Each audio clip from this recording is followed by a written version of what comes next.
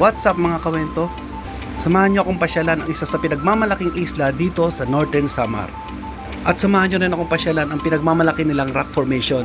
Welcome to Biri Island. Ito ang tropa, ready na sa gala ngayon. Ito na, naglalakad na kami papuntang Pantalan. Yan, dito na kami sa Pantalan. Yan nga pala yung bagang sasakyan namin papunta ng Biri Island. Wait lang tayo ng konti, nagbababa pa sila ng pangarga. Doon, sa wakas, natapos din. At eto, isa-isa na kami sumasakay sa bangka. Nakalimutan ko palang sabihin mga kawento na dito kami manggagaling sa Bani Island. Nakipiesta kasi kami dito eh. Kwento ko na lang dun sa next vlog. Bago lumarga, picture muna. 1, 2. Tingnan nyo naman yung linaw ng dagat dito sa Bani Island mga kawento. Partida, nasa Pantalan pa lang kami. Yan si Kuya Wento. Hindi naman halata excited ako dito, no? Habang nasa biyahe tayo, kulitin muna natin si Gab.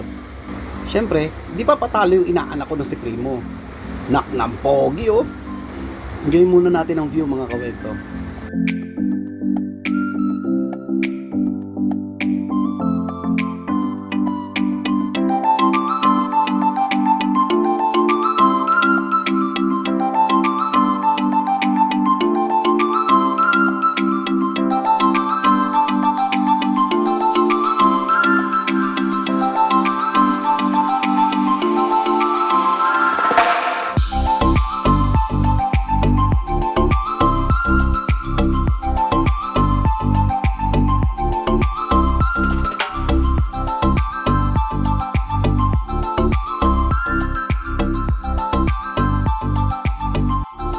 At sa wakas, nakarating na kami ng Biri Port.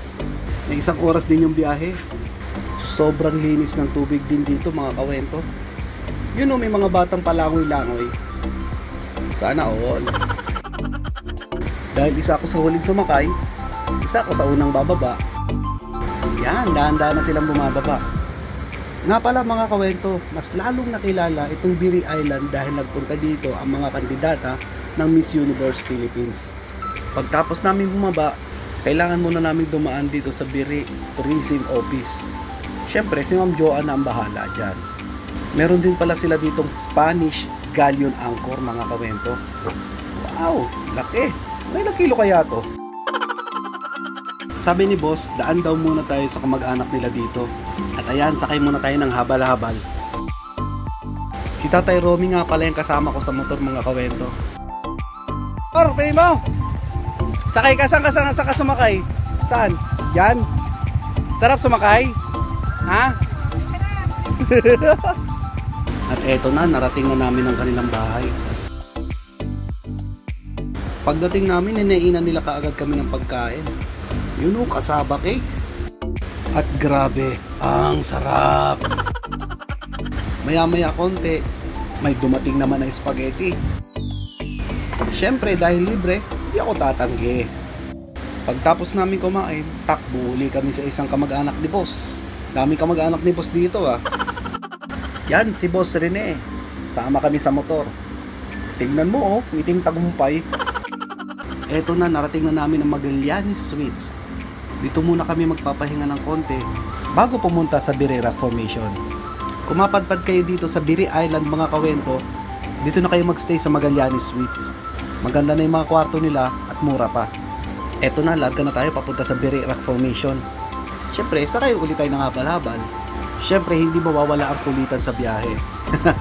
Boss, overtikan mo nga. At sa wakas, narating na namin ang starting point dito sa Rock Formation. Nadaanan ko nga pala itong Amaras Travelers Inn mga kawento. Sinabihan kami ng tour guide namin kung ano mga do's and don'ts pagpunta doon sa Rock Formation. Konting seminar muna. Seminar? At ayun, lakad na kami papunta ng Rock Formation. Ganong haba niyan, kuya? 497 meters. 497, kulang-kulang 500 meters na ito. Pagkatapos na mahabang lakaran, narating na rin namin itong dulo. Medyo madulas yung mga bato dito mga kawento ha. Mas okay kung dito kayo dadaan sa mabuhangin na part. Stop over muna tayo dito mga kawento. Meron din pala sila ditong bilihan ng mga souvenir. Siyempre dahil nandito na ako, bibili na rin ako. Yung rep magnet pala na hawak ko yun na yan mga kawento, 100 pesos lang. Ayun, after magpahinga ng konti, lakad uli. Itong si Primo, makakita lang ng camera, post agad. At ito na, narating na namin yung dinayo namin dito. Bungad pa lang yan mga kawento. Excited na ako makita yung buong view ng rock formation. Syempre, mag-swimming na rin.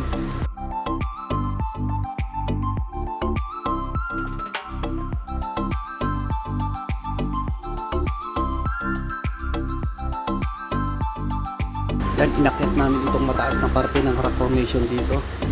Tingnan nyo naman yung view mga kawento. Sulit na sulit ang punta namin dito.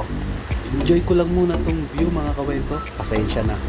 Yan, pagkatapos namin ma-enjoy yung view at makapagpa-picture na rin, baba tayo para maikot natin ang buong part ng rock formation. Itong si Boss rin ayaw paawat. Oy! Let's go! Nagbababaan yung mga kasama. Ito, video pa rin. Alam nyo ba mga kawento na may 7 rock formation na pinagmamalaki ang Biri Island? Ang Magasang, Magsapad, Makadlaw, Uhunan, Karanas, Pinanahawan, at Belat. Belat huwag niyong bibilisan ng banggit. Nako, pangit ang kalalabasan. At kung tatanungin niyo ako kung magkano yung ginastos namin dito, hindi ko alam. Libre lang ako eh. At ito, nakababa na kami. Ang ganda ng rock formation dito mga kawento. Kung naghahanap kayo ng mapapasyalan na hindi pa gaano napupunta ng maraming tao, pumunta kayo dito, promise. Sulit yung gastos ninyo. Itong araw na to, kami lang ang turista na pumunta dito sa Belat Rock Formation.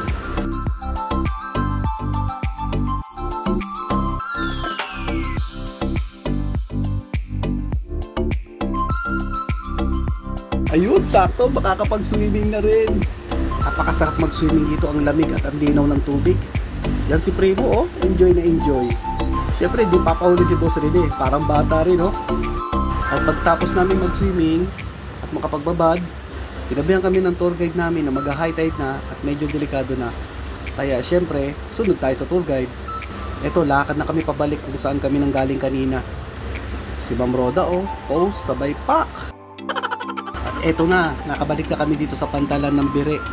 May mga nagtitinda nga dito ng foods na makakain. Ano daw? At eto ang natipuhan namin. Dahil mainit, halo-halo syempre. Smile, Primo! Grabe talaga tong bata na to. Paglaki mo, model ka siguro. Eto si Gab, nag-food trip na. Bago nga pala kami umalis, pabalik ng Bani, dumaan nga pala kami dito uli sa kamag-anak ni Boss, kila Sir Stephen. Pag-akyat namin, ayun, Biko, buti na lang may tira pa. Ang sarap. Pagtapos namin kumain, syempre larga na kami. At ito, nakasakay na kami. Syempre, di pa ako nauubusan ng kakulitan ko dito. Pati si Kuya Bangkero di ko pinatawad. Boss, kinukunan kita, okay lang isama ka sa vlog. Kala ko baka sinama kita, demanda mo ko eh. Bago ko pala tapusin itong video na to mga kawento, pasasalamatan ko muna ang buong Dumasig clan. Kay Boss Maricel, Boss Rene, Roda, Donna, Tatay Romy, Nanay Linda, buong Dumasig clan. Isama na natin sila Ma'am Joan at ang asawa niya, Nanay Lucia, Ate Juliet, Kuya Joey, sa buong Dumasig at Flores clan. Pasensya na hindi ko talaga kayo matandaan lahat.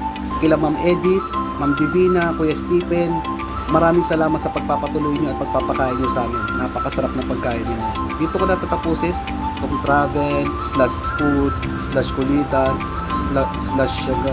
bahala na kayo. Ito ang inyong Kuya Wento. Tama naman na to.